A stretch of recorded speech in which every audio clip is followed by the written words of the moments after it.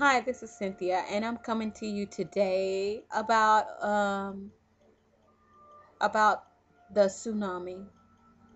There was a sad story about the tsunami, and everyone knows about it. And that's when, hundreds and thousands of people were killed in Sri Lanka. And for some reason, that thing really did strike a chord with me one day.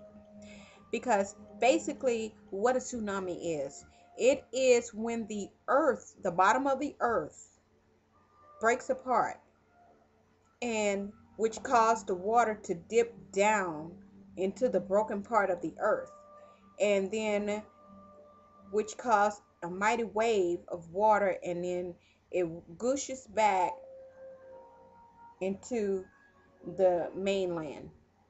Well, that horrible receding of water literally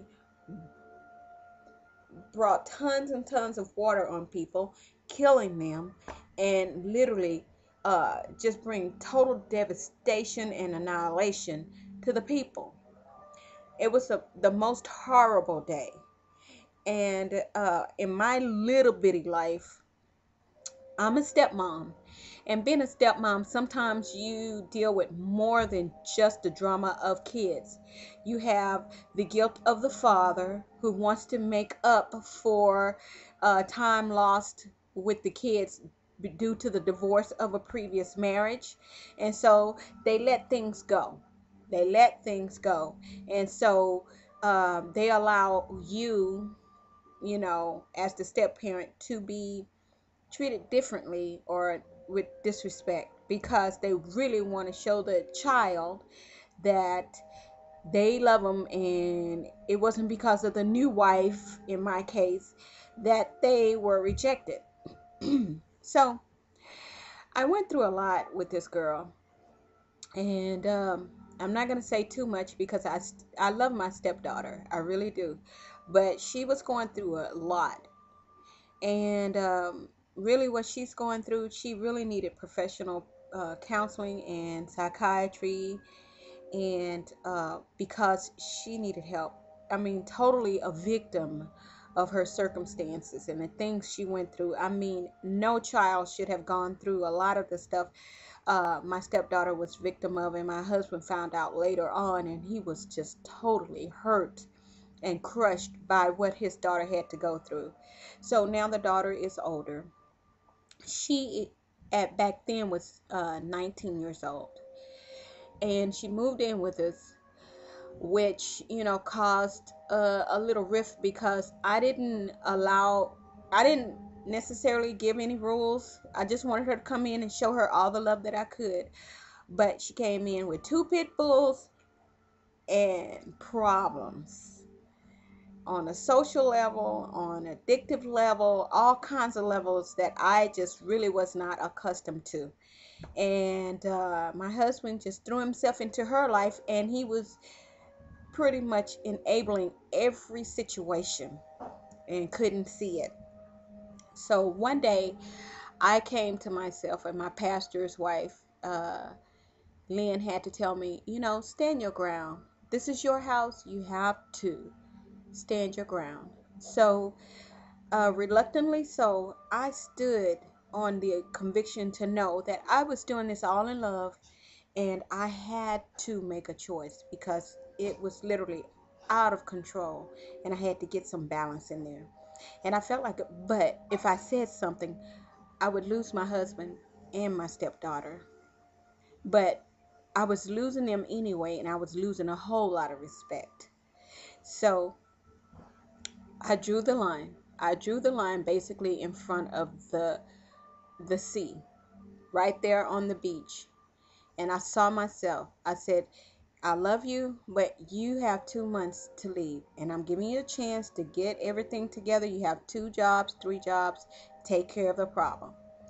And instead of it getting better, it kept getting worse. It kept getting worse to the point I was this mean biatch. So finally I said, okay, I'm just going to stand my ground. And it's almost like in the house, it shifted. I mean, I felt my husband and my stepdaughter just going into this thing, and I mean the rage, and I was demonic and all kinds of stuff that was happening. And I could feel that wave getting so high. And when that wave got to the point that it was scary, I still stood because I knew that I was doing it in a good heart and good faith, and that this had to stop. And when that wave came crashing down, it sounded all loud and accusatory and everything toward me.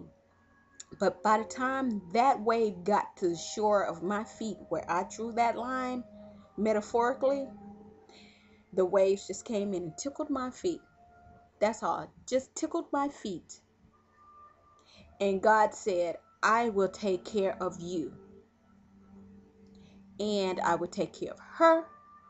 And I will take care of your husband. There was a lot of hurt that happened around that time, but God's done a whole lot of healing too. And that was a time when I knew that I had to be who I am and what nobody else was trying to make me, and stop molding myself to other people's liking, because you're never happy when you're being everybody else. And also, if mama ain't happy, ain't nobody happy, and mama wasn't happy. So I would encourage you to stand your ground on certain situations and don't fold. If it's not happening, if it's not making you happy, don't do it. If you feel don't do it. Don't say yes to everything. It's okay to say no. And God would take care of the rest. Because you know what? Even they knew they were going beyond the boundaries. But they were waiting for me to say that's enough. And then they said, well, now we know not to cross that boundary again.